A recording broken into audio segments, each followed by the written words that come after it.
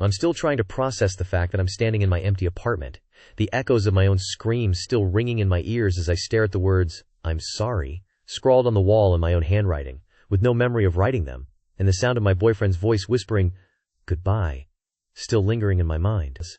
It's like my whole world has been turned upside down, and I'm left with more questions than answers. How did it come to this? How did my life fall apart in a matter of seconds? It all started a few months ago, when my life was still routine and normal. I woke up every morning at 6 a.m., got dressed, and headed to the kitchen to make some coffee. My boyfriend Alex would usually join me a few minutes later, and we'd sit down to discuss our plans for the day. I worked as a freelance writer, and Alex was a software engineer, so our schedules were pretty flexible. We'd often meet up for lunch or go for a walk in the park during the afternoon.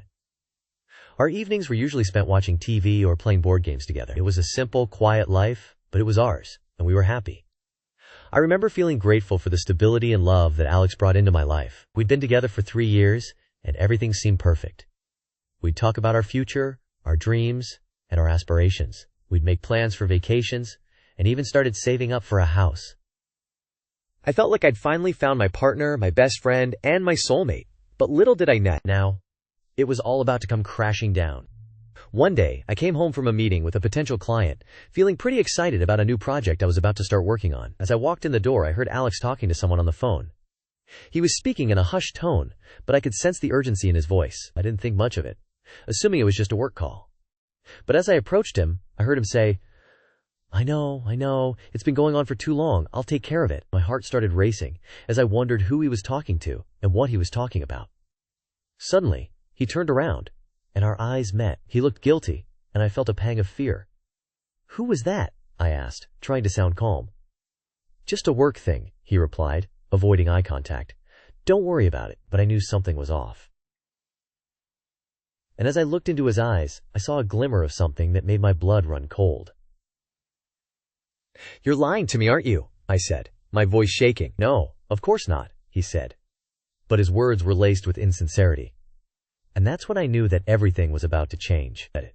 As I sat in my dimly lit apartment, surrounded by stacks of dusty law books and empty pizza boxes, I couldn't help but feel a sense of determination wash over me.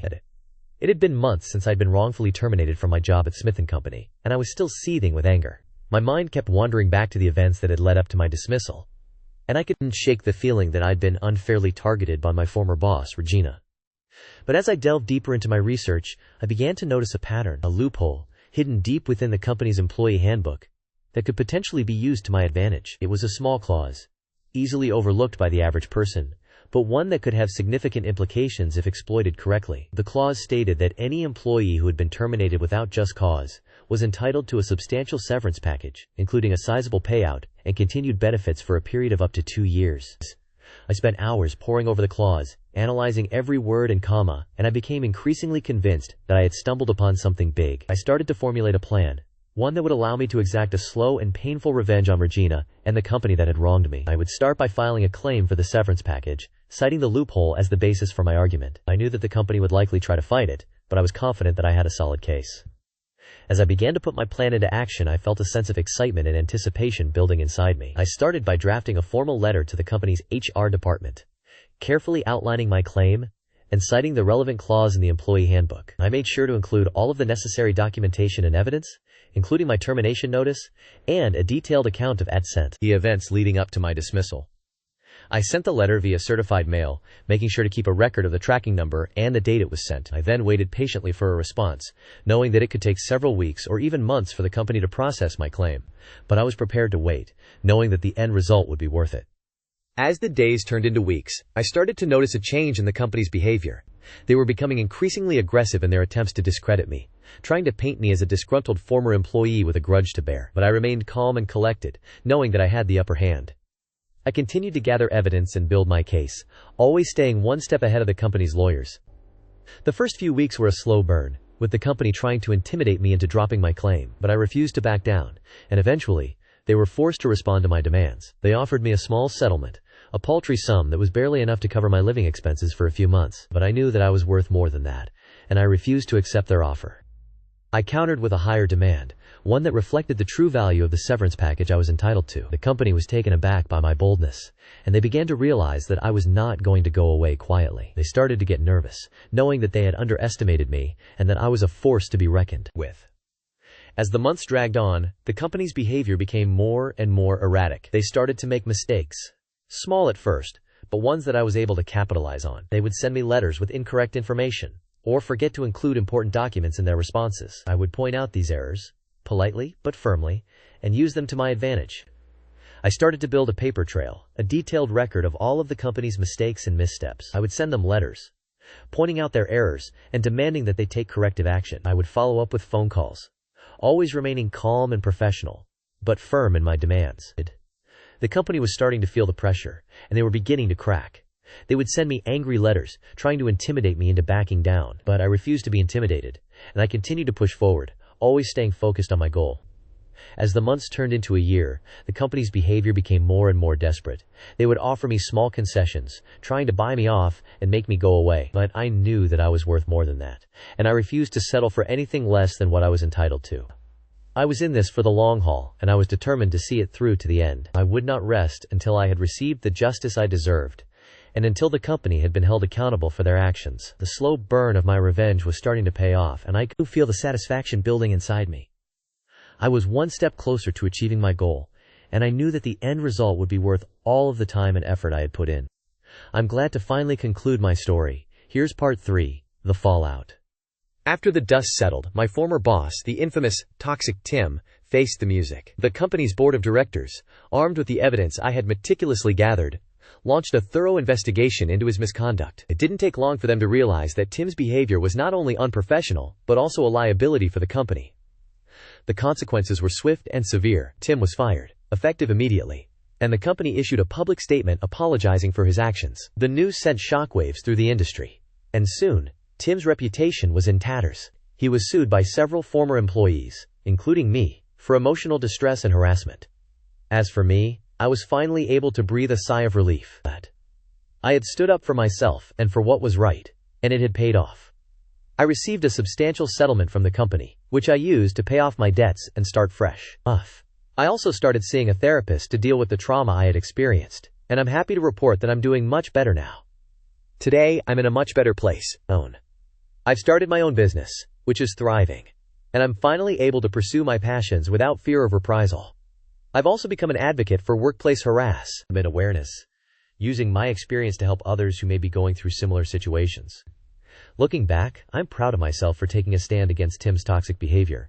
It wasn't easy, but it was worth it. I've learned that I'm stronger than I thought, and that I deserve to be treated with respect and dignity. As I close this chapter of my life, I want to say to anyone who may be going through a similar situation, don't be afraid to speak up. You are not alone, and there are people who care about you and want to help. Keep fighting, and know that you will emerge stronger and wiser on the other side. TLDR. Send the data, which was then relayed to the Joint Command Center. The information was crucial, as it revealed the enemy's plans to launch a major counterattack against friendly forces. With their mission accomplished, Shadow Force prepared to exfiltrate. They fought their way out of the command center, using their advanced training and tactics to overcome the enemy's defenses. As they broke through the perimeter, they were met with a barrage of small arms fire and artillery rounds. The team returned fire, using their rifles and grenade launchers to suppress the enemy. The F-22s, still providing air support, launched a series of strafing runs against the enemy's positions. The 20mm M61 Vulcan cannons on the F-22s tore through the enemy's ranks, causing widespread destruction and chaos. The Shadow Force team, now clear of the command center, made a run for their extraction point. They were pursued by the enemy, but the F-22s continued to provide cover, keeping the enemy at bay until the team reached safety. As the Shadow Force team exfiltrated, they were replaced by a mechanized infantry unit, which had been tasked with securing the area. The unit, equipped with M2 Bradley infantry fighting vehicles, moved in to occupy the command center and surrounding terrain. The Bradleys, with their 25mm Bushmaster cannons and TOW missile launchers, were well suited for the task, providing a high level of firepower and mobility.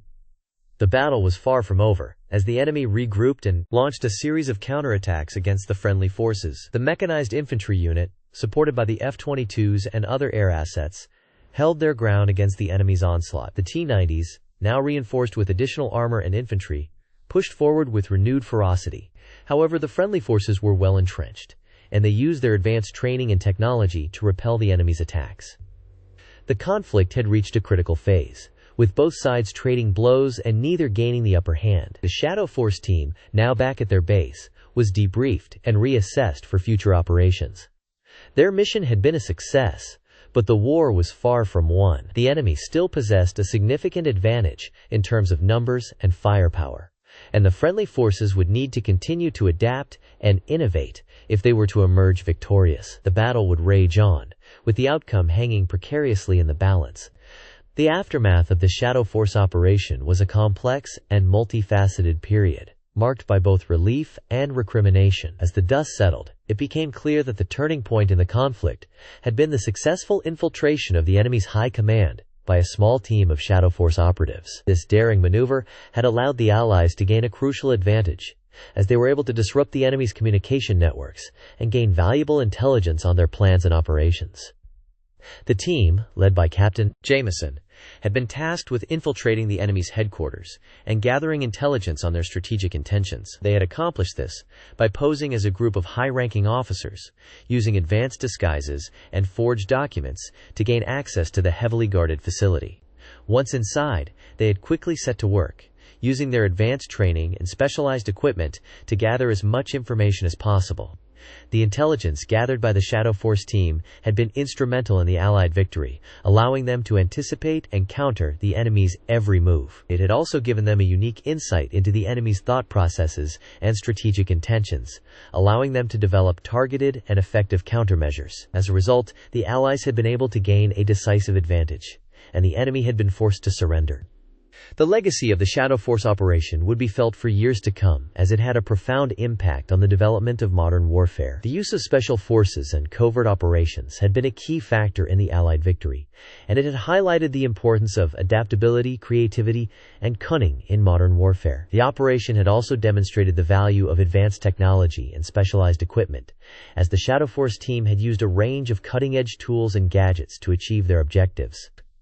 In the years that followed, the Shadow Force operation would be studied by military strategists and historians, who would seek to learn from its successes and failures. It would also serve as a model for future Special Forces operations, as militaries around the world sought to develop their own elite units and covert capabilities.